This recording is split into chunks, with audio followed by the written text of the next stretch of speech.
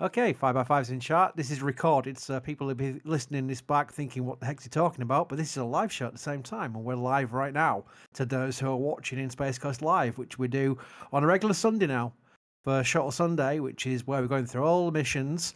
And we've got through the first two, STS-1, we got through to STS-2 to 4, and this one will be STS-5 to 6. So, I see that people can hear us, so let's proceed with what is going to be some historical shuttle missions.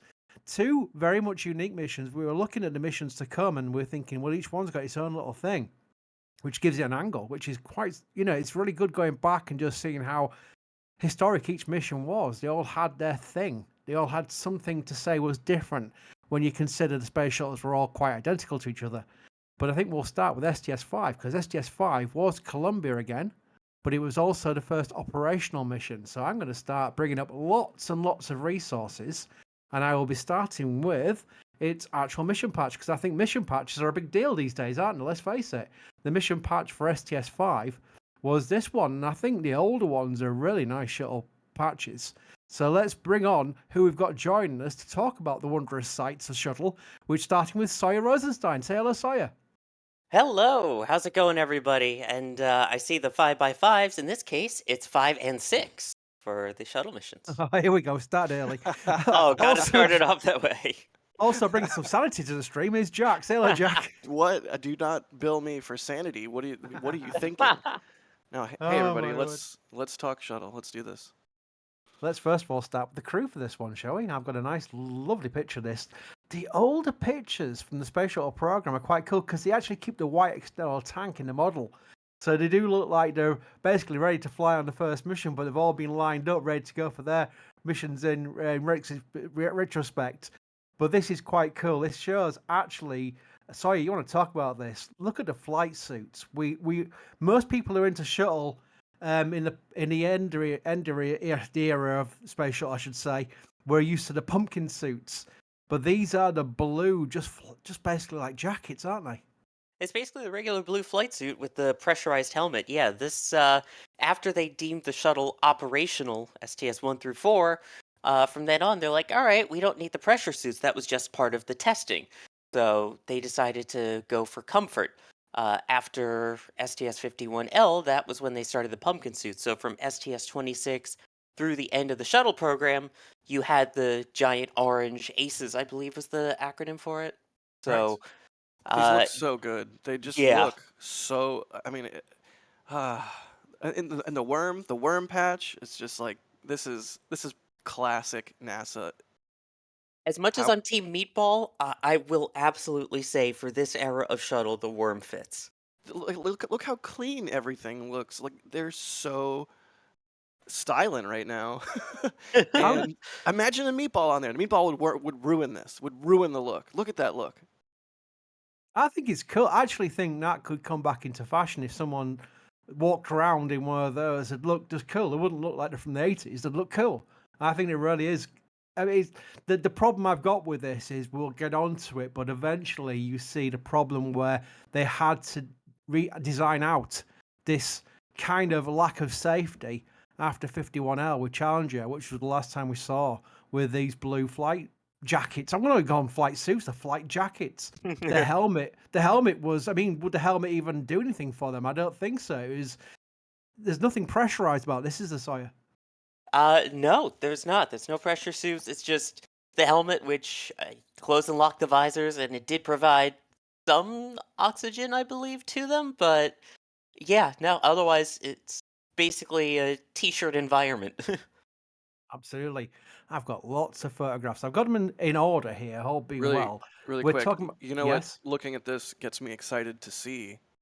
I really hope the Polaris crew takes a similar shot. Somebody called John Kraus like a similar shot when they have the EVA suits or the new suits for Polaris Dawn. Like that's gonna look cool. It is. That's a good call. I should bandicam this clip out here, send it to John via DM and say, John, can you make it happen? You never know. Tweet it. Tweeted it, John and Isaacman. Oh, yeah, Yeah. that's just too much in people's faces. But yeah, here was we got some these. Remember, this is from the early 80s. So it's really cool that they took these like reflection shots already. You can see 39A in the background there. Beautiful shots. There's so many. I've only selected out the best ones. You can immediately tell. Any shuttle fan will tell you that's immediately Columbia without even knowing, Hmm. seeing the name, anything like because of the black chimes. Yep. Yep. It really is an iconic picture, that, because it's well taken at the time of night where it's got the floodlights on it, but it's also showing it's still got some Apollo era. We were talking about on the previous Space Shuttle Sunday, where they've still got some Apollo fixed service structure in there, and as they modify it towards the operational phase of Space Shuttle now. And the old That, paint job where it just said USA on the wing. it's so Yes, gorgeous. It's yeah, so gorgeous. I'm not And opposed to any of this.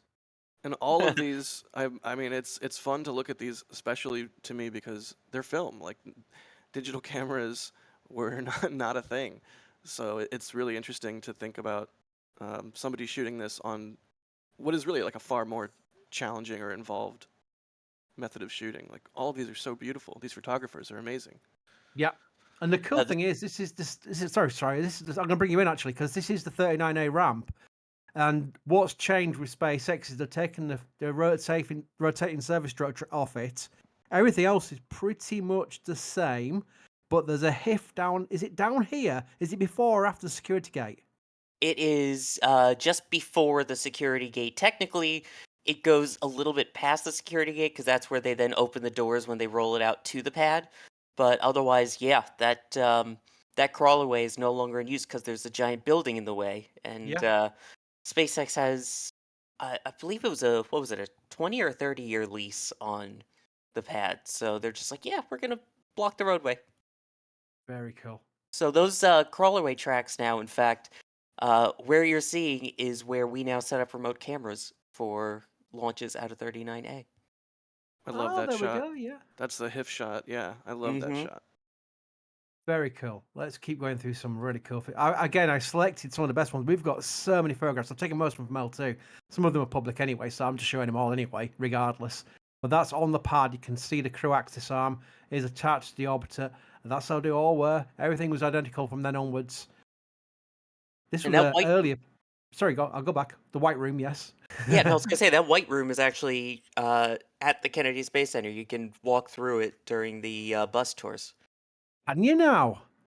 Yeah, I believe Oh. that's the one that they currently have sitting outside in front of the VAB, which is one of the bus stops on the tours, and you can actually walk across the white room, the gantry to the white room area. And it's the real one from 39A.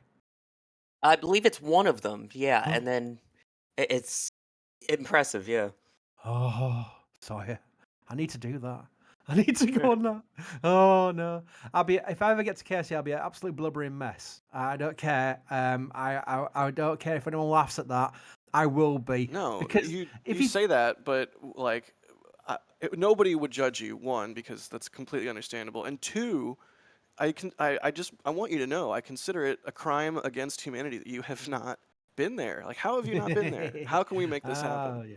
Oh, Well, by the way, sorry guys, so sorry. We're going to no, talk we over need each to other. rent out an entire KSC bus for all of us NSF people just so we can watch you enjoy everything.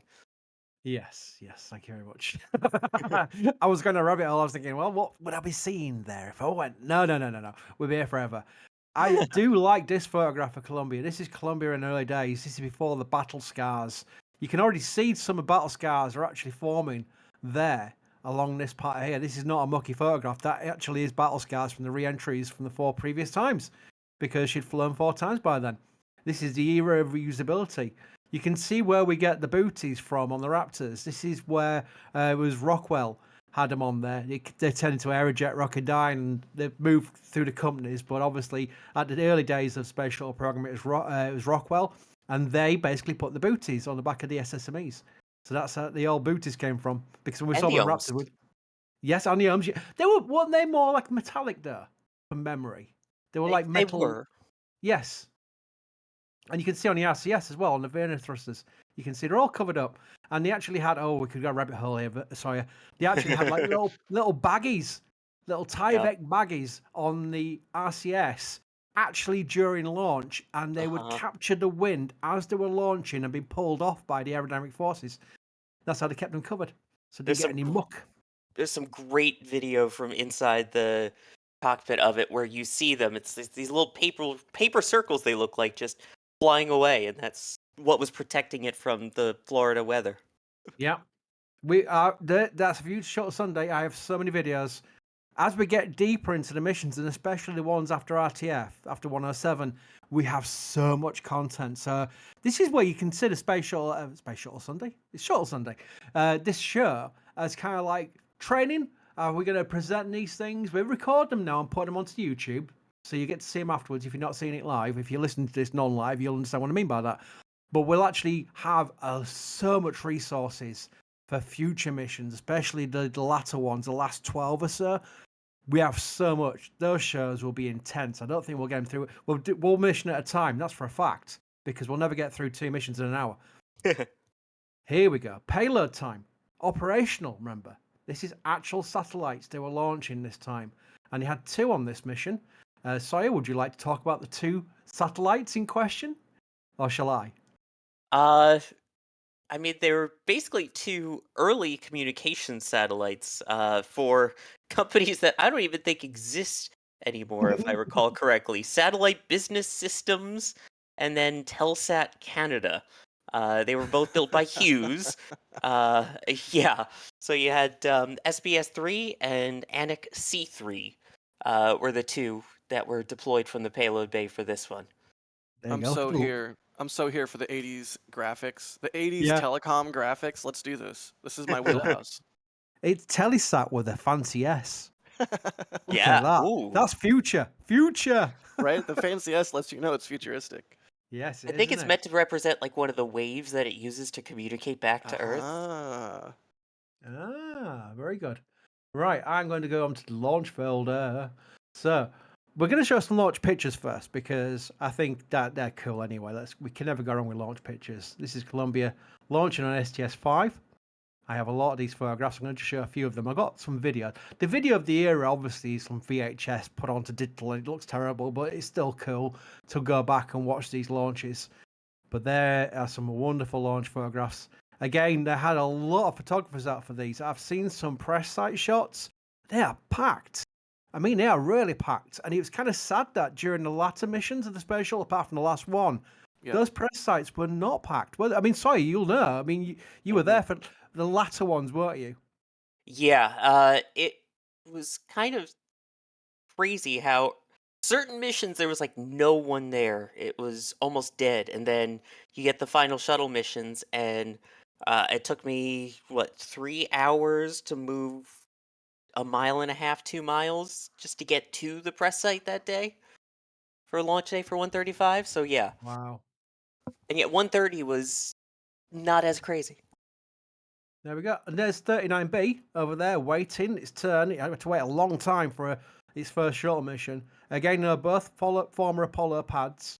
And now that's SpaceX for Falcon Heavy and Falcon 9 and crew. And over here is where the Starship Tower is. And 39B is SLS. So that's how they've progressed. They're very historic sites. And I do like bringing this up. I'm sorry, I'm going to digress a little bit more. But you see the crawl away turn off there. So there's to A and there's to B. There's if you go on Google Maps, you'll see it to this day. There's like a road to nowhere here at this elbow. And that was 39C, which never actually built. Watch out, Cape Team.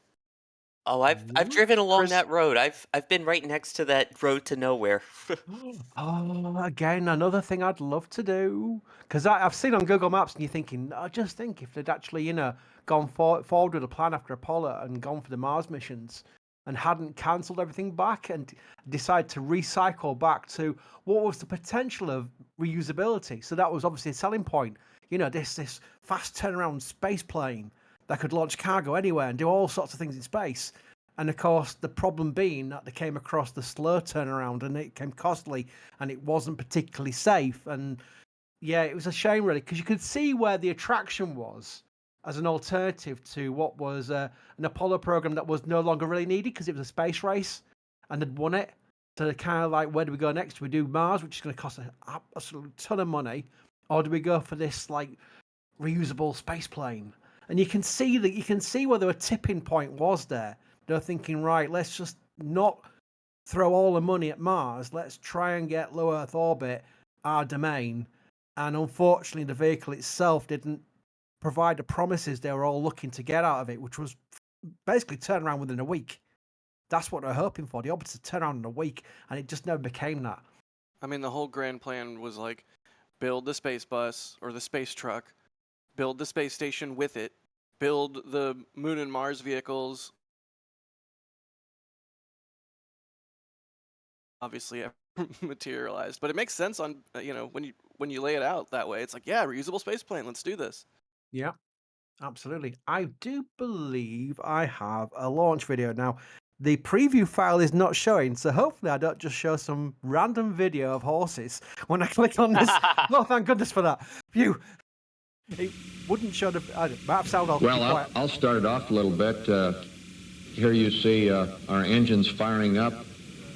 Our 3 main engines, tremendous amount of thrust there.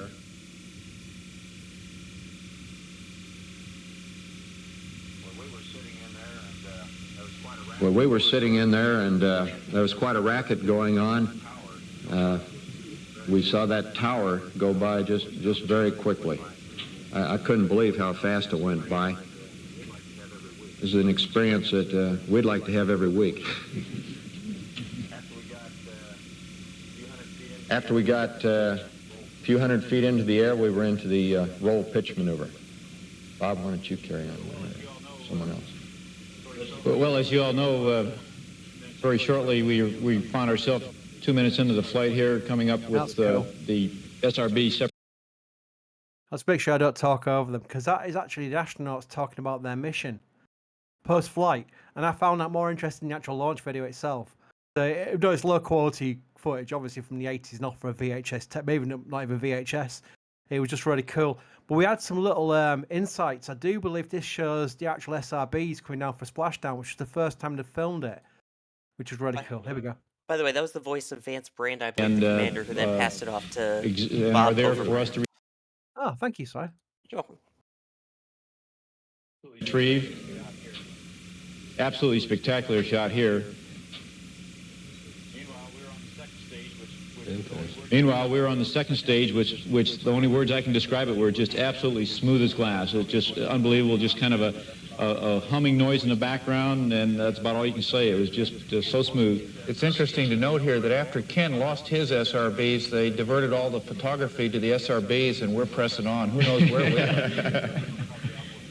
I would suspect that this time we're probably almost 60 miles high while these are impacting down, and probably 100 or so miles downrange by now. But we can see here that the SRBs float very nicely, and my understanding is they're retrieved by the retrieval force at Kennedy. So that was cool. Super That was the cool. SRBs coming back. Yeah, I remember they come by drug, and then obviously once they get closer to splashdown, they go on 3 parachutes. There's many stories about sometimes one of the parachutes not opening. The famously recent one, or I say recent-ish one, was the Ares 1X, the silly rocket. Yeah. It lost the parachute and then coming back very dented. It was not in great shape when they pulled it back to Port Canaveral, I can tell you that straight away. But people do forget now we're seeing these boosters come back on drone ships. They did come back before. The SRBs were pulled back by, I think it was Liberty Star and Freedom Star. Sorry, wasn't it? The 2 recovery ships? Exactly correct. Thank you. I should hope Yeah, so. the video of the scuba divers and everything, like recovering the boosters as they're floating out in the ocean, is still so crazy to me. Sticking a cork in it, basically. Yeah, right. By the way, Well, Commander yes. Vance Brand, as you heard his voice there, do you know what else he was famous for in the shuttle program? Sawyer, throw some facts at us. I might know once you tell me. Vance Brand was also the first person to fly the manned maneuvering unit. So the photo that you see of the astronaut floating out in the middle of space with the Earth behind him, that's Vance Brand, who commanded STS-5. Damn it, I didn't know that. That's really cool. That is very cool indeed, yeah.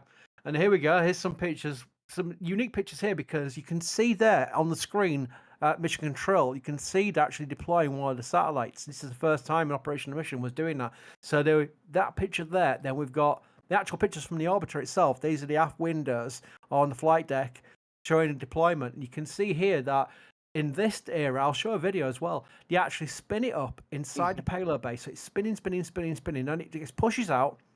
And then you get this PAM, this payload system module, which is basically a solid rocket motor, usually. And that would fire it, after they cleared the orbiter, they'd fire up that motor engine, and that would deploy it into its orbit. So it was kind of crazy. They would actually release them in low Earth orbit, but they eventually get boosted up to geosynchronous orbit, which was really cool. Yeah, the spinning satellite coming out of the shuttle payload bay is, I'm overusing this word today, but it's iconic. Like it's just one of those images that if you were growing up or if you were interested in space at that period of time, like that photo, like, oh my God, that's so cool. Very cool, yeah. And that's Beautiful. a dual ohms burn, Mhm. which is really cool to get a photograph of that. And it really is unique how the space shuttle would maneuver in orbit. It had its RCS, but it also had these two rather large engines. And the fun fact about the ohms engines is that they are living on, like the SSMEs living on with SLS. The ohm engine, they've all been the last ones have all been sent to Orion as a service module engine. Is it right? Sorry, am I getting it right? Yes, exactly. Very good. I have to double check. I had no idea. That's crazy. Yeah, Yeah. it is. Yeah, they're actually reusing them. Yeah. Yeah, again, it's the same thing of basically while they have them. I also somehow never knew that the shuttle would do an ohms burn with the payload bay door open. I guess I always just thought of it doing those sorts of burns with the door closed. Yeah. Well, that's also that's how it. they had to get to the space station to kind of even out the velocity there too. So Yeah. That's really cool. Cool shot. Very good. I'm hoping there it is, Sawyer. I knew I had it. That's just, before we Oh, started the show, Sawyer was asking yep. if we had this picture. There it is. I can actually blow this up. Here we go. Let's get this into the middle of the screen. Satellite deployment by Ace Moving Company. Fast and courteous service. We deliver. Nice.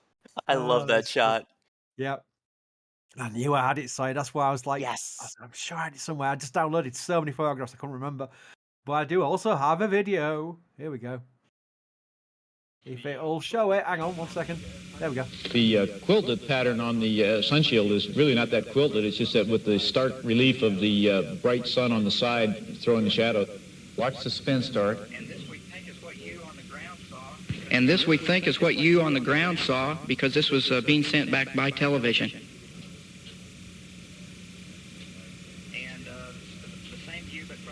And the same view but from the other window during the deploy.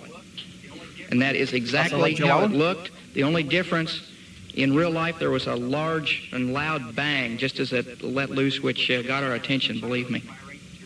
And it was the sound of the pyros firing to release the hold-down clamps. That's fun. That was Joe Allen. Definitely, I recognize his voice straight away. Very cool. He actually got a part in Armageddon, by the way, the movie Armageddon. If you watch Armageddon, when the two shuttles are launching with Bruce Willis and Ben Affleck, he is in the launch control center with the countdown.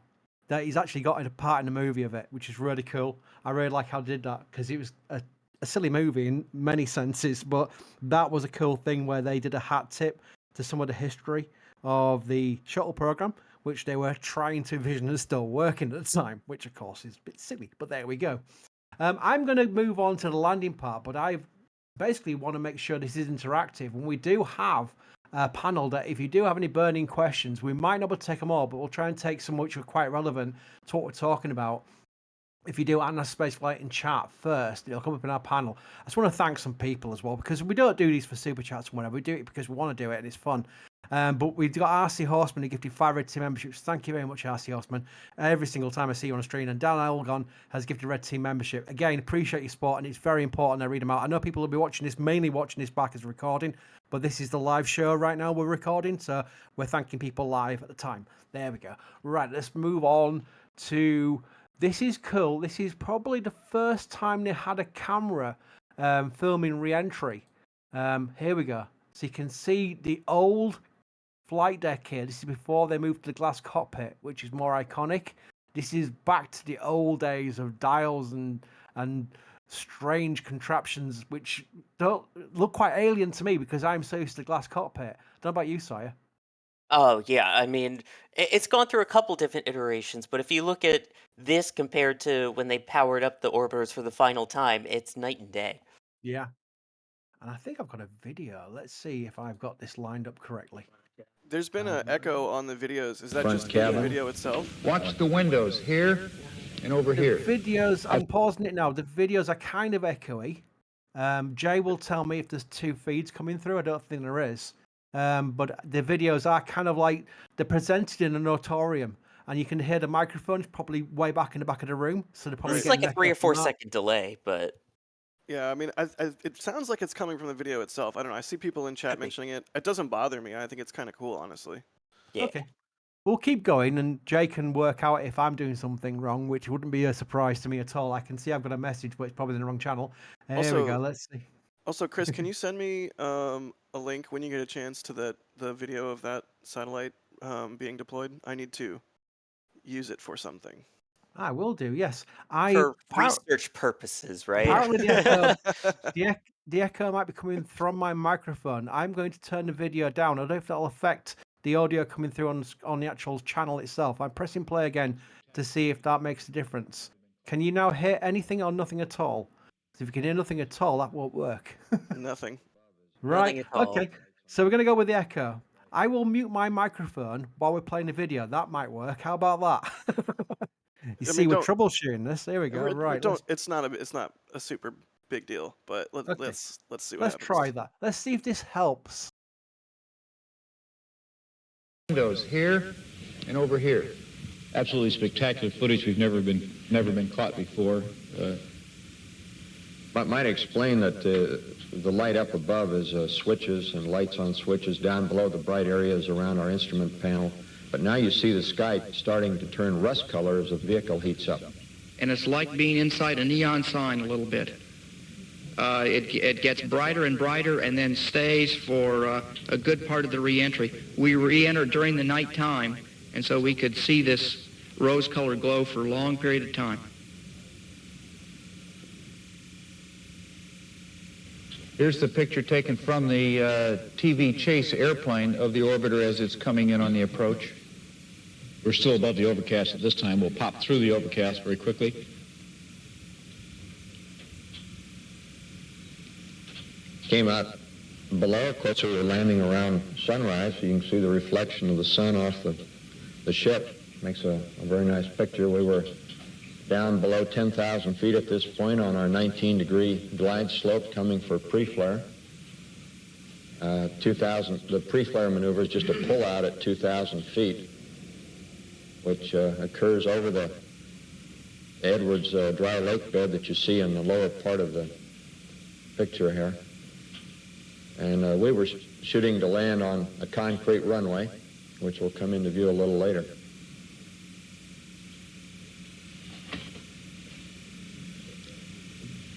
And here we are pulling out, and the gear is down. It came down at around 400 feet. Bob put it down. Joe checked that it was down. And then Bob checked that it was down. And we rechecked it. And then Vance checked that it was down. And here we are, coming to touchdown. And Vance knew we had touched, but the three of us, of his crew members, did not. We had to ask. It was as smooth as silk. We had a maximum braking test on the rollout, and so that's what we're starting to do as we roll out there. We really put the brakes on hard, and then eased off the last little part of the rollout. Absolutely super glass, smooth landing. It was really, seriously, didn't even feel a bump when the Vance put it down. It was. There we go. That was the landing video. I've just worked out then the echo was the video playing as I'm showing it, coming through my microphone, and then playing the video through on the OBS, which is why you're getting two of them. But we've worked that out now, so that's something we've worked out for future, where I'll just mute my microphone when we're showing videos with audio. There we go. Cool. So that was the video of STS-5's landing. I do have some amazing shots. Jack, you ready for a really cool shot? Are you ready, Jack? Oh, I'm ready. Look at this. Wow. Oh, Oh my That's gosh. STS-5 landing with a T-38 accompanying it, and obviously a T-38 taking a photograph, coming into California. I mean, I don't think they planned that. They can't have planned that because, you're thinking, well, what angles would I have? But they just got the perfect angle for their photograph. I found that depth in the depth of L2, and I thought, why have I not seen that before? I was like, wow, that's incredible. It's a really, really incredible image. It reminds me of the like extremely popular image of the orbiter floating above the limb of the Earth, and you can see like the atmosphere and everything. This is like the inverse of that. Yeah. This is just absolutely stunning. And the craziest thing about this is the merge that the T-38 pilots had to do, like in order to catch the shuttle as it was coming in. It's a crazy, crazy high altitude, high speed maneuver that you have to be in the exact right place at the right point in time at the end of. And not only that, there's a guy in the back taking a photo. Yeah. Like that's wild. That's absolutely wild. There we go, Jack. There's you on your gantry. Filming the landing. I can't now unsee that. Whenever I see a shuttle landing picture and there's some photographer on a gantry, I'm thinking, Jack! Hey man, one of these days, time machines will exist, and that will mean that that is me. Yeah.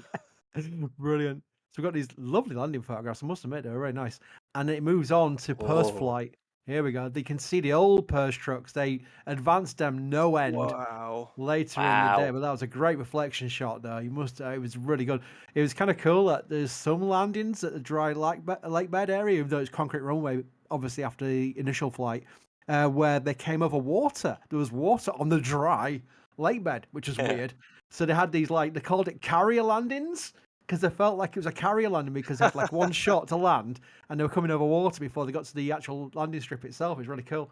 And they did a lot of post-flight photographs. I got so many of these, but I just picked out some of them just to show the quality of the time because it's a Columbia STS-5.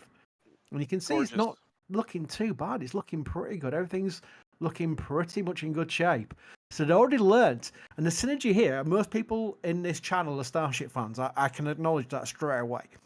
You can see the advances they've made from STS-1 where it was dropping tiles, and even STS-3 that was dropping tiles, to STS-5 where everything's looking a lot better off. So they were learning as well. It's almost like there's a synergy there with the approach of learning. And I got some black and white pictures here, which I'll bring up because I just think they're cool.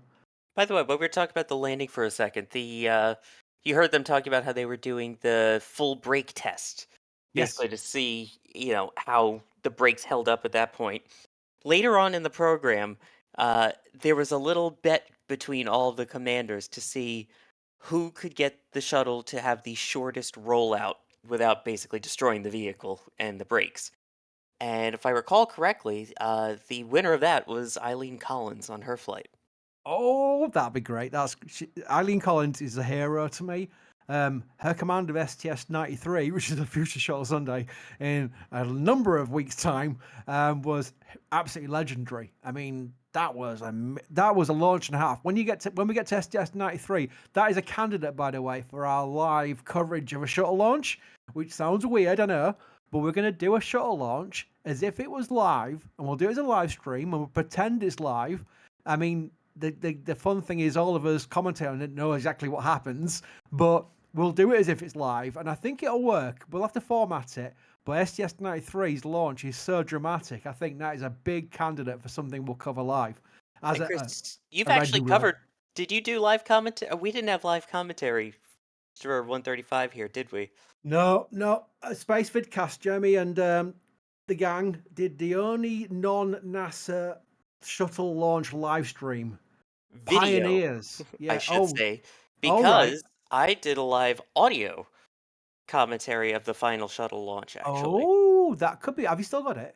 I still do. It was split up into 3 parts: a pre-show, then we got picked up by certain NPR affiliate stations and a couple other countries, and then after that was post-show when we were off the regular radio and back onto internet radio. Interesting. That might come in handy. So yeah, I've That commentated a live shuttle launch before.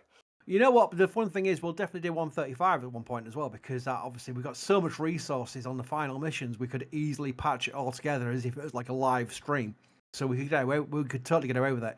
I've got a few more. Oh yeah, I've got one more. I want to show Jack because Jack loves his 747. Heck Right, yeah. look at that one. America. That is mad. It's just like still the old color scheme. You hadn't painted it yet. It was still in. It's kind of like, was it American Airlines got it from? Yeah, I think so. Yeah, 100%. really cool. So that's STS-5. We're just going over slightly over half now, which is good, but also STS-6 has got a lot more content, so I'm going to have to rush through it a little bit better to make sure we don't go way over time. But the irony is, I saw a question from Outdoorsman Show. When was the TDRS satellites deployed in the shuttle? Well, guess what? I'm going to go to a standby screen for a second. I wonder which one I could use, actually. Is it that one? Yes, I'm going to go to that one for a second because I'm going to clear this. I've got loads of windows open right now, and I don't want my laptop to die on me while I'm doing an OBS. So if I just close that. Oh my word, yeah. I had so many windows open from going through all those photographs, and I'm going to move on to STS-6. So bear with me 1 second. I didn't think that in advance, yeah. We'll let your computer take a breath. Yeah, it's like I'm so tired. STS-6, here we go. Right. So I have STS-6 resources. Let's start with the pre-mission because I want to start with one in particular, which is where it brings it very much on to the topic of what we're looking at here. Here we go. Right. This is cool. Oh, baby Challenger. Baby Challenger, because I'll let you talk, Sawyer. Sawyer, the history behind Challenger was different compared to the other orbiters. Challenger was STA-099 before she became OV-099, correct? Exactly, yeah. That was Structural Test Article 099. Basically, it was never meant to fly. They were going to, use it for testing and things like that. And I think that the goal originally was to convert Enterprise into a space-worthy orbiter. And it turns out they realized it was easier to just take OV9 or STA-99 and convert it into OV-99. So Enterprise stayed as the test article, and the structural test article, Challenger, became the actual next shuttle. Lovely. I love these. We actually did an impromptu Shuttle Sunday during a stream. I can't remember which one it was. We went through a lot of baby pictures of the orbiters. We might go back and do that as a proper show at some point because we have thousands of photographs and documentation of the orbiters being prepared and readied and ferried out to KSC, whereas publicly there's not that many. So we had to really go back through a lot of our shuttle friends who had literally photographs in their loft, and they got like a relative to then scan them and put them on a drive and send them to us, and then we put them on L2. And the benefit of there was obviously for us, but obviously for them, because what happened if they'd lost that box in the loft? They'd be lost forever. Putting them in digital format means they stay there forever until anything where the internet dies. We're okay until then, until the internet dies. But I think that's a long way off yet.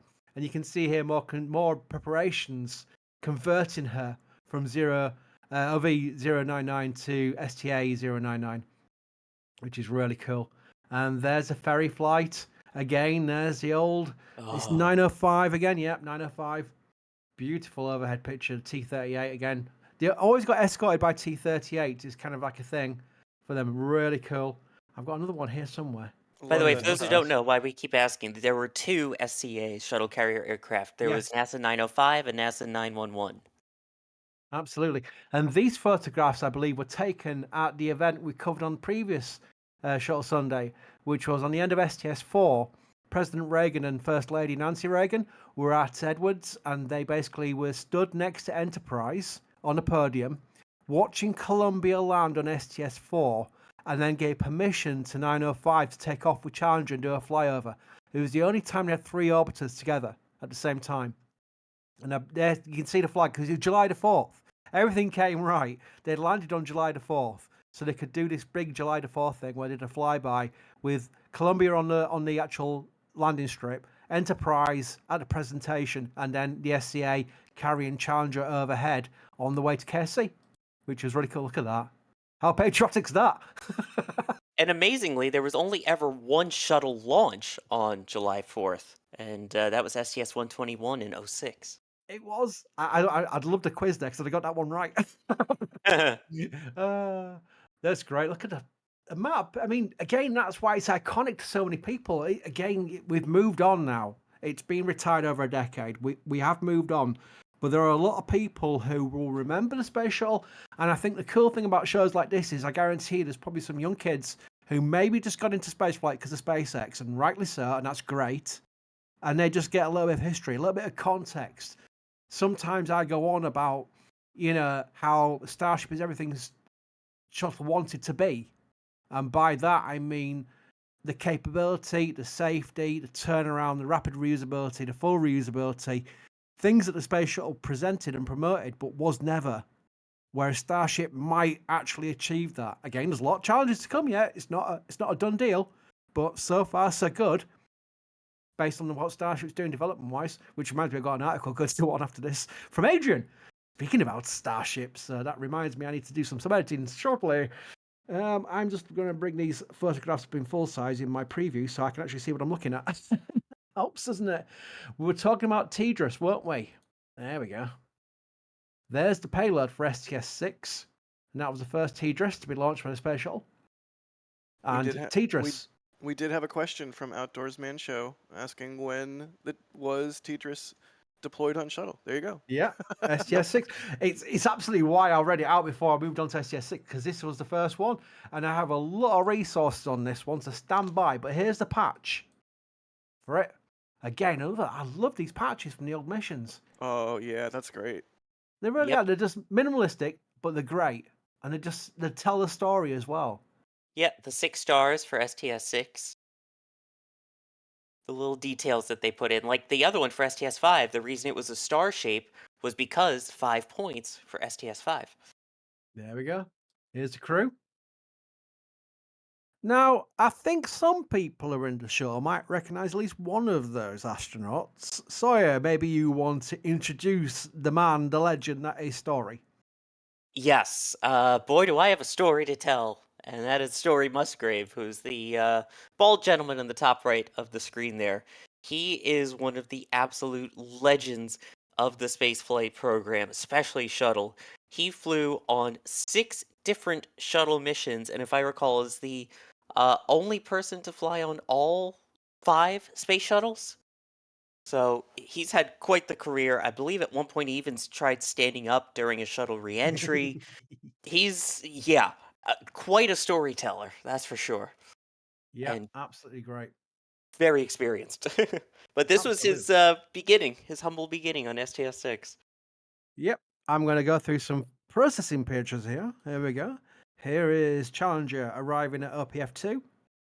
OPF2, I forget, OPF3 the one's gone to Boeing, isn't it? Am I getting them right? Oh. Believe 3 is Boeing? Yes. Yes, I'm sure it is, because it's called CPC something 3 now, isn't it? So that's why it's gone to Boeing. I can't remember what OPF2... They changed it. When they initially did the retirement of the Space Shuttle program, Dream Chaser was going to take an OPF. And I got really excited about that because you like baby shuttles. And there was actually a render out. I'm going to rub it all again. There was a render out where it showed 4 Dream Chasers inside one OPF. And I thought, baby shuttles!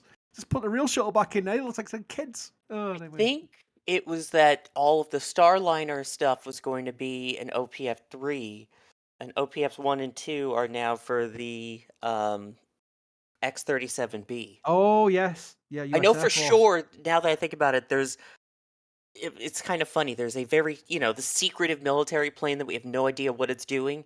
There's a giant thing plastered on the side of the OPF about the X-37B.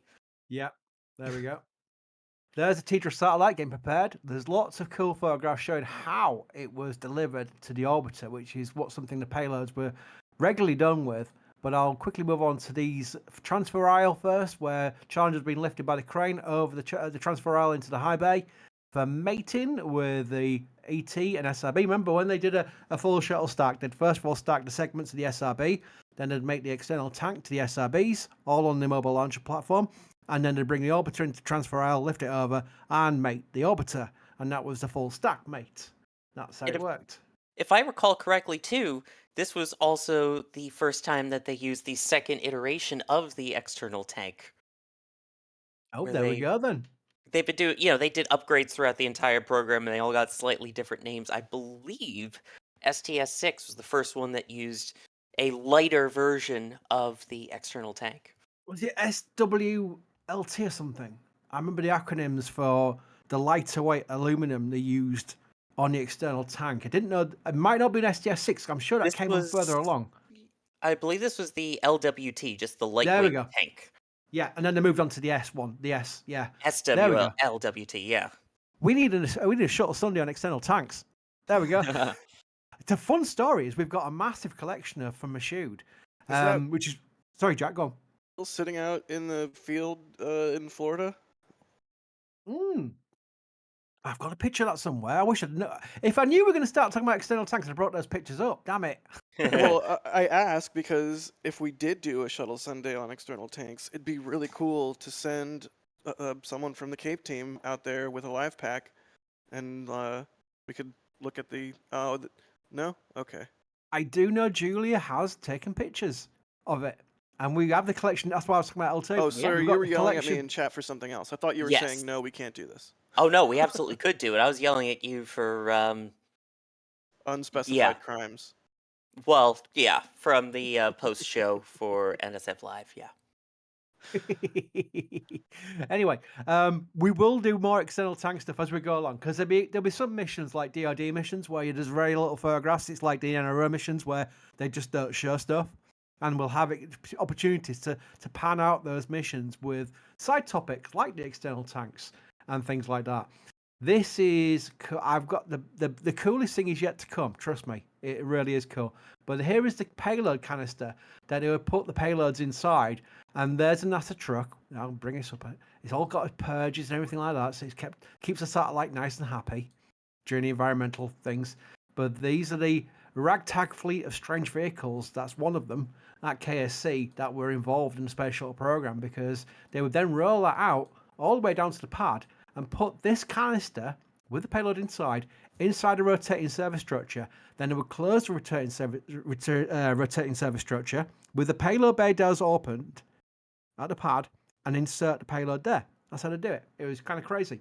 At this mission in particular, I don't know if we end up getting to discussing that with some of the media you have, but this one had some issues with loading up there. So they had it inside the rotating service structure while they were doing repairs following their flight readiness firings, which that's a whole nother story. It had a severe thunderstorm, and rain actually got into the rotating service structure and contaminated the satellite. So they had to ship it all the way back to the clean room to check it out again, and then put it back out on the pad. So, yeah, this was a tricky one. But do you remember the rollout? Here we go. Yeah, let's see. It was the foggy one. Yup. Yeah. Wow. You see some random people on Twitter who suddenly find this in the archive somewhere, and they'll go, "Oh, this is amazing! First time I've ever seen it." I'm like, "Yep, I remember that one straight away." STS-6, and we've actually got some video as well because it really was quite fascinating, this rollout. I'm going to bring up the video now. And remember to mute my microphone at the same time because I think there's some talking on it. So we're going to have some video now, and I'm going to be quiet for a bit. Wow.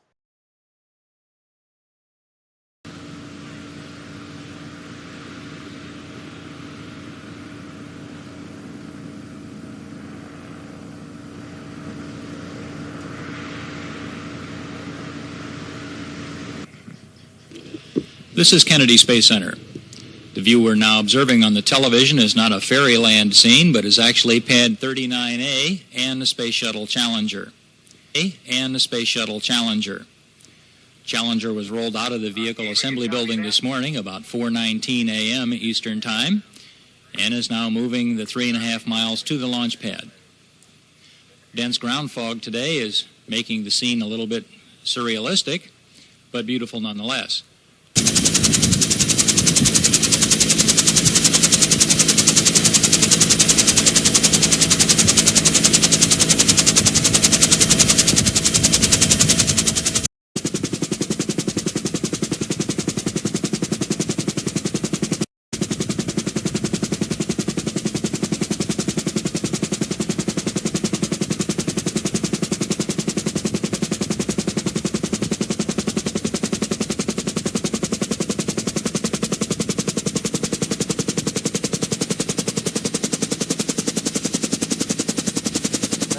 That was cool. I just wanted to show that clip because we've always seen the photographs. The photographs get out there.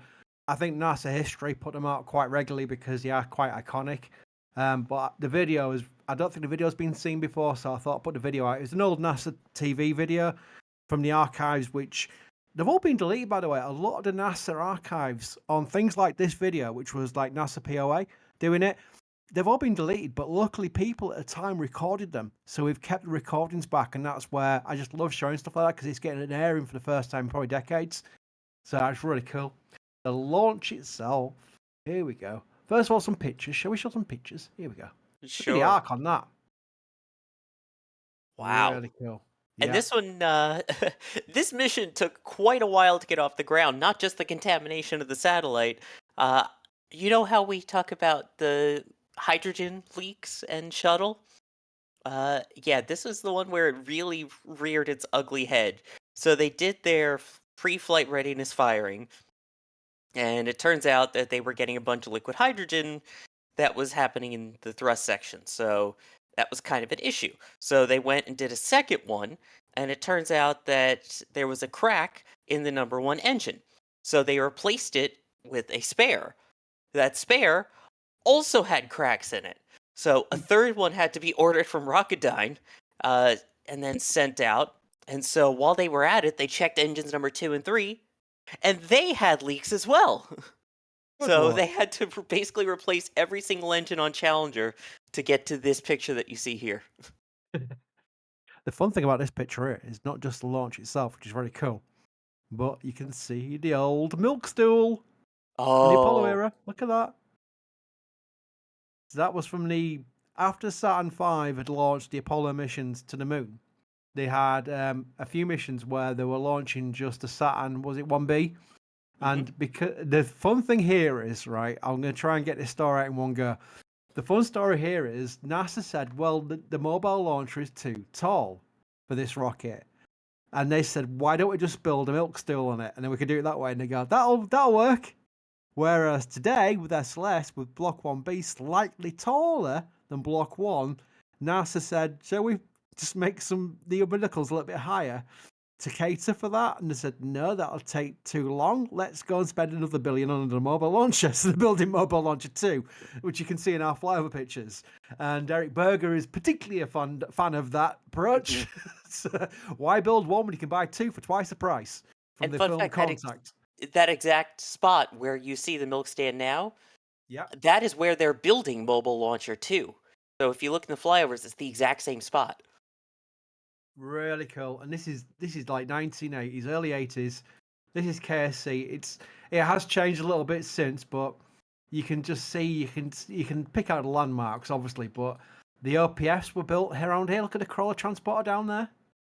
Look at that there. Yeah, this is a really cool shot. If you've ever watched any of our Cape flyovers, just to see how this particular area has evolved over time, or has stayed exactly the same, but is just being used for newer things. Here we got more launch pictures. Look at this great launch picture. This, and one out of order, which is like this, but you get a nice, cool shot of the orbiter on the orbiter side. So that was launch. I've got a launch video. So hang on, I've got one more. Look at that. That's cool. And people are thinking, wow, that's quite dirty. That's the SRBs. That's the plume from the SRBs. The actual the exhaust from the SSMEs is water vapor. As you see from our Stennis field trips, they have windscreen wipers on the cameras because the exhaust is literally water. It rains. It actually builds a rain cloud in a local area, and it actually rains after a test. That is the exhaust from the Hydrolox engines of the SSMEs, the RS-25s, whereas the SRBs are dirty and noisy and loud. That's why you get the big plume. Launch video, so mute mic time.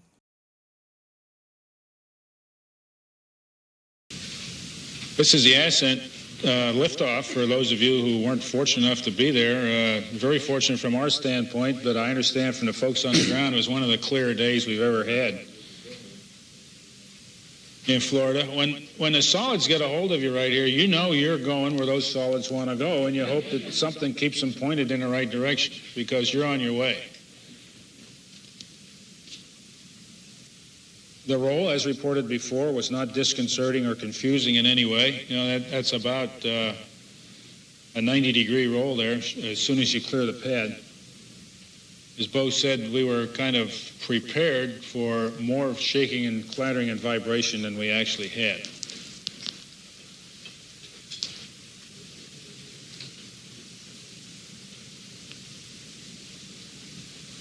We're approaching SRB SEP here.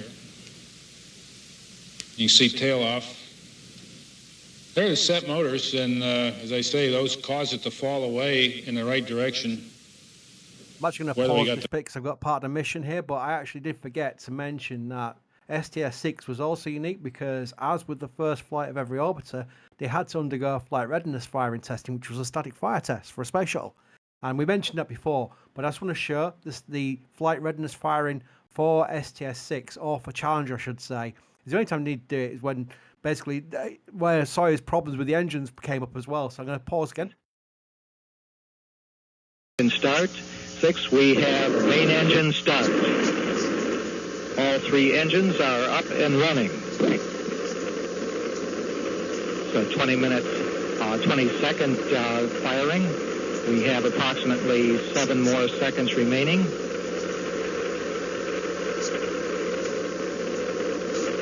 At 100% thrust. And we have shutdown. We have shutdown on time. There you go. That was a static fire test for a space shuttle. It ended up being 23 seconds, by the way. There we go. Yeah. But it was really cool that, they actually did that process, because a lot of people think, static fire tests, why do they do them? Why do they do them? They actually did them for the space shuttle. So it's like nothing new with SpaceX. And these other companies were just static fire tests. They did it back in the space shuttle days, which is really cool.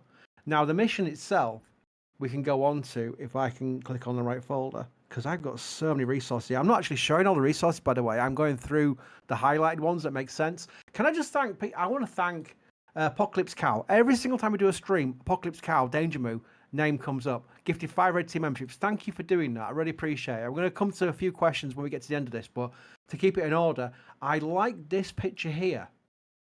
This shows the payload bay, because a lot of people, especially new people to the space shuttle, look at the space shuttle orbiter and think, wow, that's a lot of inside capacity. The irony of that is, after STS-5, Columbia was then retrofitted for Skylab, the first Skylab mission, which is one we're going to cover in the future.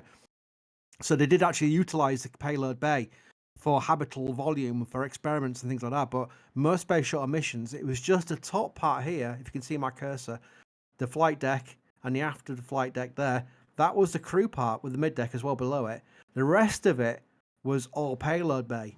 And that's where they put the payloads in. And they had payload but cargo bay doors, and that's how it all worked. And that's a space shuttle. It was basically a big space truck. It wasn't some fancy, RV or anything like that. It was a big space truck. So it was really cool to be able to show that.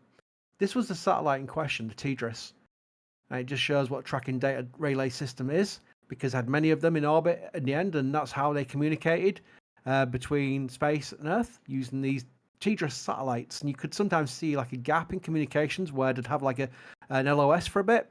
And that was just basically moving from one TDRS to another. And that's how it worked. And they were in geostationary orbit, I do believe. Let me get another one up. Got this one here. There, it shows what it is. These are all graphics from STS-6, by the way. This is the old TDRS satellite system. I'm loving which is really cool. I'm loving the old school graphics. You know what? There's been some NRO satellites which have been declassified over the years, and they are really kind of like, wow, really? They fold out. They're literally like, you can see them being all folded up inside the payload bay of like these Atlas and Delta rockets. And then when they get into space, they just unveil these massive satellites, and you're thinking, wow, really? I never knew. And I'd be interested to see in like 30 years' time what the latest ones look like in graphics and whatever, because we won't see them until then, until they're declassified.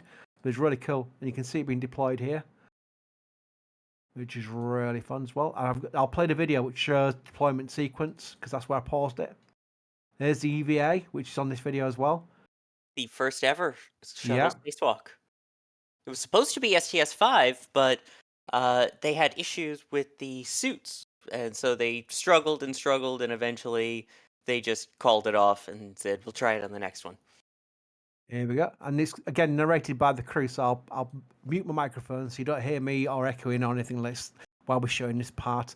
It was actually not that video, it was the previous video, Chris. Hang on one second.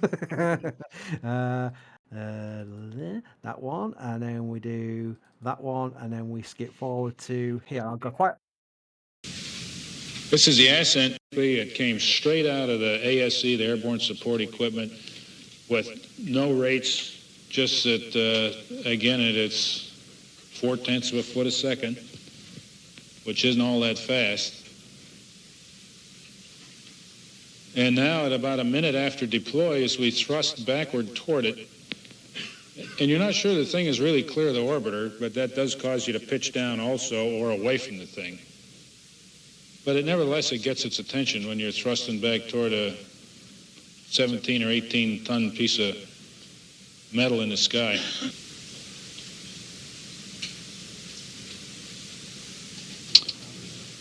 This is as we were going down. We're fortunate here. That's the west coast of Mexico, just below Guadalajara, where it kind of bends from the southeast to the east-southeast. So we were zinging right along the Mexican coast, which has no significance except I think it makes for a nicer looking picture than if you had nothing down there. In Florida for the launch. This is through the HUD, through the head-up display. The HUD was a tremendous asset, I feel, toward making what subjectively from the operator's point of view, that I thought was a relatively smooth approach and landing. Here we are in a flare. Preparation for landing. This almost counts as a carrier landing, as you'll see in the next photo, by an overwater approach here. Edward Dry Lake bed. Right. We felt a little turbulence, one gust on the final approach, and it just sailed right through it with no crew response necessary. The touchdown was nominal. From my standpoint anyway, relatively smooth. I didn't hear any gasps, so you guys might all have been holding your breath or something. Speed brakes are starting open. Our standard procedure, as soon as the main gear are on deck, I call speed brakes open, and Bo manually opens the speed brakes to help impart some drag to it. But anyway, it's starting to come. Very cool. So that was the landing of STS-6. I've got some photographs as well. This might be out of order, but I'll just show them anyway. That There is we also go. the first orbiter to use the HUD, the heads-up display, as he was talking about for landing. Yeah. And he mentioned the carrier landing. I didn't realize it's STS-6. I've heard it a few times where they come back during that over water almost, and it's like, wow, because they got one chance to land. That's it. They can't do a go around. There's Jack again. Look, there's Jack again. Really cool. There we go. Landing California. Because we'll get to the first landing at KSC at Florida further on in some missions, but these are all coming back to California. And as a result, that's a great picture of T-38 thinking, right, I'm landing, I'm getting out of here. I'm done with my job. See ya. There is the ferry back to KSC for another flight, which is STS-7, which is one we're going to cover on the next Shuttle Sunday, because that is an iconic mission in itself because of Sally Ride. The first time, yeah, that's going to be, we've got so many great photographs from that. And I can't imagine at the time how the media would have presented that, because NASA has done a lot of things right with the way its approach to astronauts has changed since the Apollo program. It really has. Something they've taken on with Artemis as well. I think it's a really cool thing because they are a government agency. You know, they have to work to whatever political whims there are because that's who funds them and what have you. But they always seem to be kind of like on the cutting edge of making things more global and more. I'm going down a rabbit hole. I'm probably just talking nonsense at this point, but there we go. There's more short pictures. That just stops me talking. Yeah. Can I give you a couple of fun facts then about STS-6? Please do. So that spacewalk that you saw, that was the first spacewalk by U.S. crew since February 1974 aboard Skylab. And then, yeah, it took quite a while. This was also the final mission to carry a crew of 4 people until STS-135, the final mission. Very cool. I've got one more photograph I forgot to share. Look at this. This is actually from the flight deck coming into approach. You can see the angle they must be coming down at because it looks like they're overshooting, doesn't it? Jack, you know about planes. That looks like an overshoot. I mean, it looks like they're yeah. I mean, what did shuttle come in at? Like a 30 or 45 degree angle? It's insane. Really is cool that, and you can see how the lake bed was down here. So they're basically diving in. That's why they called it a flying brick, because it literally just dropped and then the pre-flow at 2,000 feet and then basically just try and land it. You've got one shot at this. And it's amazing that they didn't have at least a few missions where they were dangerously close to wrong, or at least, misrepresented it where they got it on wrong and came off the end of the runway or something like that. Heaven forbid, of course, because if you get it wrong at the start, you're coming in quite a velocity. It's probably going to be a bad day. So they got it right every single time, which is really cool. We've flown through this hour, absolutely flown through it. And we do have a Starlink launch in 2 hours to cover, which we will be covering, obviously, with a live stream. That's a Starlink 654. You can see the countdown clock in the top left-hand corner if you're wondering where I'm getting information from. I'm looking at the screen. There we go. But I think we can take a few questions. We'd like to keep this interactive as much as we can. So we're going to quick fire these. Sorry, I may need your knowledge for this one, because the first one is actually for you. West the Third asked, how many times has Sawyer taken a tour at KSC? Only 3 or 4. The rest of it is just as a member of the press. I'm very fortunate that they actually let me drive my car around instead of taking the media bus. So you get some very unique views of a lot of the different aspects, especially driving right alongside 39A when you compare it to the pictures to see how things have changed, and then going down the road along the crawlerway for 39B, going down past the astronaut beach house, all these different, historical landmarks. I pinch myself every time still. Nice. Richard Sellens asks, if you read the official history book on LC-39, 39A was originally 39C, and it was 39A that never got built. Correct, because he even had plans for 39D and 39A. So we need an Apollo stream at one point. There's a lot of resources on the transition towards the Apollo program and at the end of the Apollo program, where they were looking at the potential of Mars missions. And you could see that they had planning documents which basically referred to 5 pads. There was definitely going to be 3 pads, but you were absolutely correct. They actually changed the naming designation of the pads when they went to just the 2. So that was a great point. Thank you, Richard.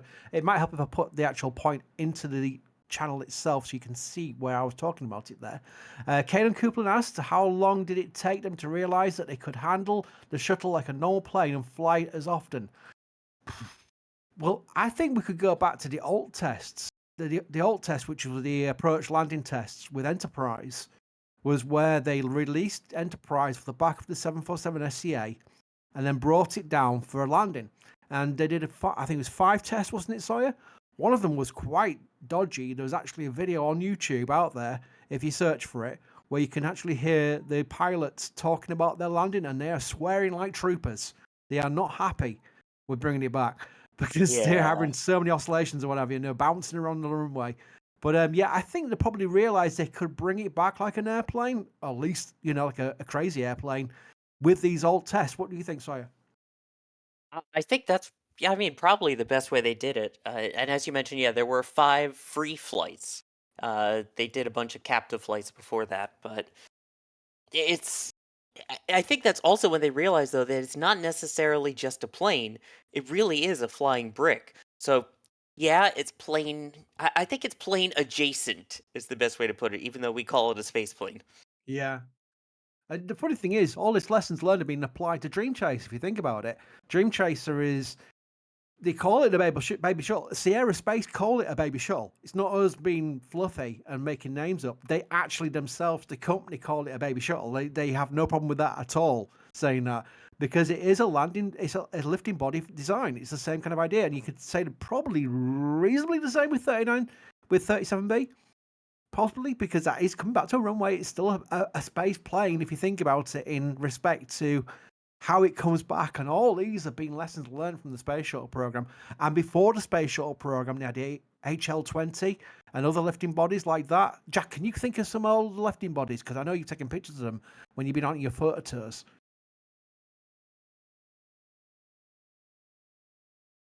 We might have lost Jack. He's in chat. Talking while muted. Ah, there we go. There's the HL-20 and the HL-10. I think both of those are from Northrop.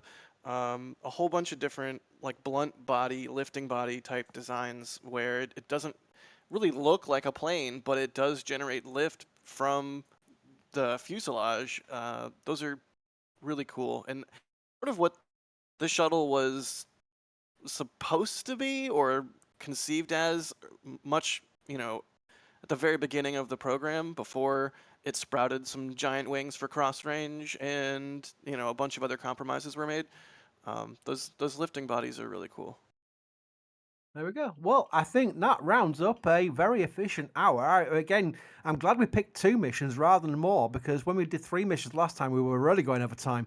But this was a good hour and 10 minutes. In fact, we have gone over by 10 minutes. But I hope you all enjoyed that, because I know I did. It's certainly a fun thing to go back through these older missions, because as much as your memory will remember a lot of things about it, hearing Sawyer talk about the SSME problems with STS-6 and things like that reminded me of those things rather than me knowing them straight off the top of my head, because there's so much history with the space shuttle. We could really go in depth forever, but we try and abbreviate it to the point that it's acceptable to you all to get some cool photographs and some things you may have not heard before. And that's what we'll try and achieve with future Shuttle Sundays. I'm not totally sure what the next one will be, either next Sunday or a Sunday with free. We are dodging around Starlink missions because they are launching left, right, and centre. And of course, Starship IFT-4 maybe barging its way into some live streams in coming weekends as well. But when we do get a free Sunday like we have today, we will do another Shuttle Sunday, and we'll keep going through the older missions, and we'll eventually get up all the way through the flight history of the Space Shuttle program. But for now, we thank Sawyer for joining us. Thank you, Sawyer. Oh, I get to talk space shuttle. It's always a great Sunday when that happens. So thank you for having me. And also thanks to Jack. Thanks, Jack. You're welcome. Can't wait for the next one. Cool. And this is the point where I have to work out how to end this stream, because I just realized I'm in the wrong channel for that. So I'm going to say thank you for joining us. And until next time, goodbye.